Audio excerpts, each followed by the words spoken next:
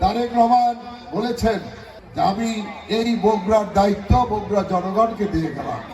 আজকে সেই মহান স্বাধীনতা যুদ্ধের ঘোষক শহীদ জিয়া রহমান এবং বাংলাদেশের তিনবারের সাবেক সফল প্রধানমন্ত্রী বেগম খালেদা জিয়ার একমাত্র সন্তান জনাব তারেক রহমান আজকে এই নির্বাচনে বগুড়া সদর থেকে প্রার্থী হয়েছেন।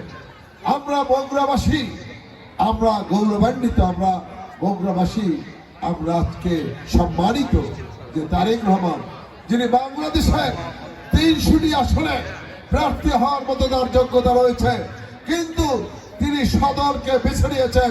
সেই জন্য আমরা বগুড়া সদর মানুষ আমরা আন্তরিকভাবে তাকে ধন্যবাদ জানাচ্ছি। আমরা 63টি জেলার মানুষ এই কথাটি বলতে পারবে না যে আমাদের সন্তান বাংলাদেশের প্রধানমন্ত্রী, সেটি বগুড়ার মানুষ বলতে পারবে, তাই না? 63টি জেলা এই কথাটি বলতে পারবে না যে আমাদের সন্তান, আমাদের ঘরের মানুষ বাংলাদেশের প্রধানমন্ত্রী। তারেক রহমান বলেছেন যে আমি এই বগুড়ার দায়িত্ব বগুড়া জনগণকে দিয়ে গেলাম, এই ধানের শীষ রক্ষার দায়িত্ব বগুড়া জনগণকে দিয়ে গেলাম।